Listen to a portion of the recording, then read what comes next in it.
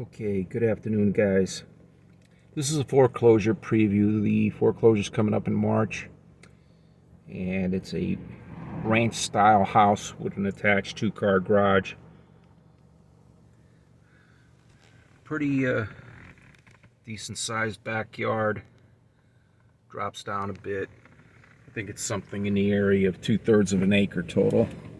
So not too big, but certainly enough to have garden or something out in the back there, or have kids running around.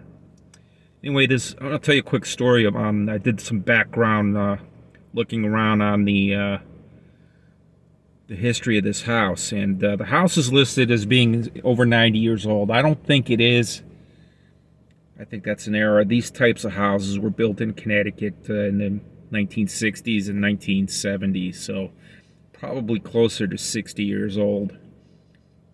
Unless this was built a long time ago and maybe just improved upon somewhat with a garage added at a later time or something. I don't know.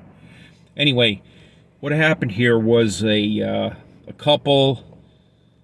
married couple with 3 children purchased this house in 2007. They were 43 years old at the time. And so they lived here. The kids, I think, around that time were probably in their, I don't know, teens, early teens maybe. And 6 years after buying the house, 2013, the husband died. Now, the husband was the obvious breadwinner in this situation. He worked as a maintenance manager for a couple of municipalities in this area. The wife also worked part-time as a bus driver, school bus driver. And so the husband died. The wife carried on. The kids grew up and moved out. And so this house has been foreclosed by the primary mortgage holder. The debt is in the area of $185,000.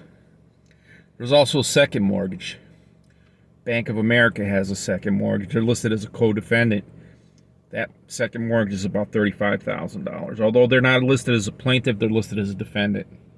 So I think the primary lien holder is trying to just get them in the ballpark here to see if they want to try to recover some monies here. So, long story short, looks like the house is abandoned. I'm not positive on that, but the wife could not maintain the property after all these years. She kept it for a good 10 years, and then she just couldn't do it any longer. And so it's being foreclosed. It's due to be sold in March. I think March 4th. I might be wrong on that. I'll double check that and put that in the title later. But anyway, this house is the type of house that I would consider for a retirement for myself. Single level, 2-car garage where I could put the car and then maybe have some room for a shop, that type of thing. A decent sized backyard for, some activities, a fire pit or something. And there's a decent state forest across the street where I could walk the dogs.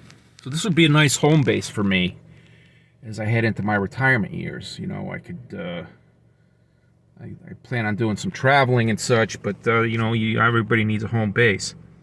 So that's kind of the story here.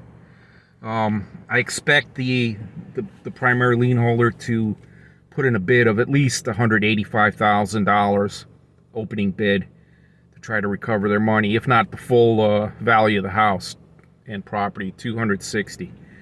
So we'll see what happens. I'm definitely going to keep an eye on this one. I think this one is probably 90% for sure going forward.